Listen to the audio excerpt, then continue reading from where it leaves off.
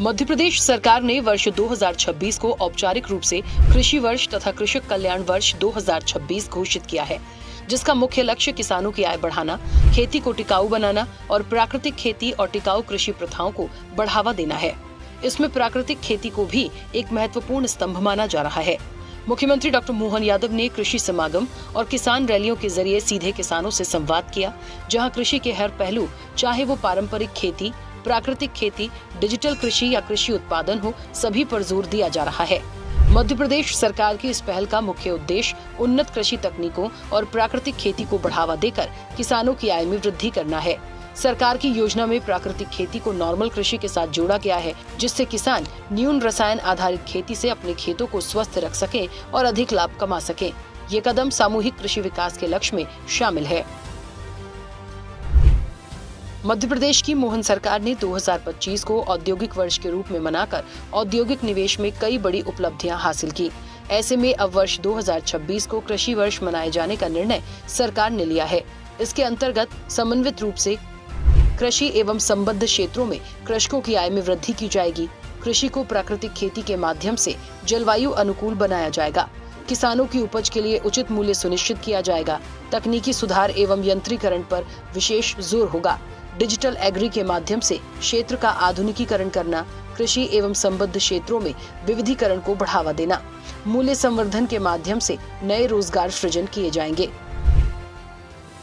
इसी क्रम में रीवा में प्राकृतिक खेती पर कृषक सम्मेलन का आयोजन किया गया, जिसमें केंद्रीय मंत्री अमित शाह और मुख्यमंत्री डॉक्टर मोहन यादव प्राकृतिक खेती प्रकल्प लॉन्च किया।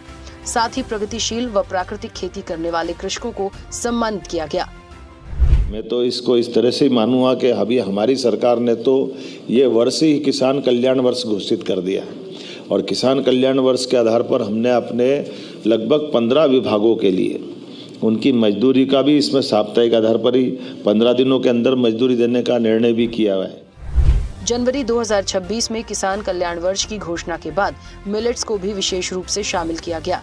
मुख्यमंत्री डॉक्टर मोहन यादव ने राज्य में मोटे अनाज यानी मिलेट्स जैसे कोदो, कुटकी, ज्वार, बाजरा, रागी आदि की खेती और उत्पादन को बढ़ावा देने की नीति को प्राथमिकता दी है। इसके लिए रानी दुर्गावती श्री अन्न प्रोत्साहन योजना लागू की गई है, जिससे मिलेट्स उगाने वाले किसानों को प्रोत्साहन राशि, सब्सिडी और समर्थन मिलता है। रानी दुर्गावती श्री अन्न प्रोत्साहन योजना अंतर्गत प्रदेश में प्रथम बार 16 जिलों जबलपुर, कटनी, मंडला, डिंडोरी, छिंदवाड़ा, शहडोल, अनूपपुर, उमरिया, रीवा, मऊगंज, सतना, मैहर, बालाघाट, सिवनी, सीधी और सिंगरौली में उपार्जन किया जा रहा है।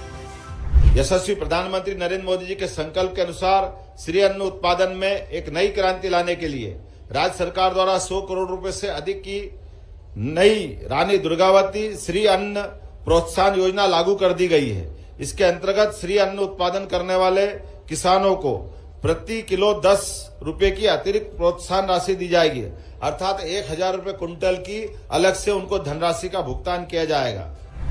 देश में मध्य प्रदेश मक्का एवं सोयाबीन के उत्पादन में प्रथम स्थान तथा गेहूं, उड़द, मसूर, चना, सरसों, कुल तिलहन, कुल दलहन, कुल खाद्यान्न, कुल मोटा अनाज में दूसरे स्थान पर है। मुख्यमंत्री के नेतृत्व में प्रदेश सरकार द्वारा बीते 2 वर्षों में 48,51,000 किसानों से 2,41,31,000 मीट्रिक टन अनाज खरीदा गया है, जिसके विरुद्ध 81,768 करोड़ रुपए का भुगतान किसानों के खाते में किया गया है। ऐसे में कहा जा सकता है कि मुख्यमंत्री डॉक्टर मोहन यादव प्राकृतिक खेती को सिर्फ कृषि नीति का हिस्सा नहीं, बल्कि प्रदेश के समग्र किसान विकास मिशन का अहम भाग बना रहे हैं। इसका उद्देश्य है खेती को टिकाऊ, लाभदायक और पर्यावरण अनुकूल बनाना, साथ ही किसानों की आय में वृद्धि करना। अभ्युदय मध्य प्रदेश। ऐसे ही वीडियोस के लिए लाइक करें, शेयर करें, फॉलो करें। YouTube पर जाकर सब्सक्राइब कर बेल आइकन दबाना ना भूलें और ताजा अपडेट्स के लिए SwadeshLive.com पर जरूर जाएं।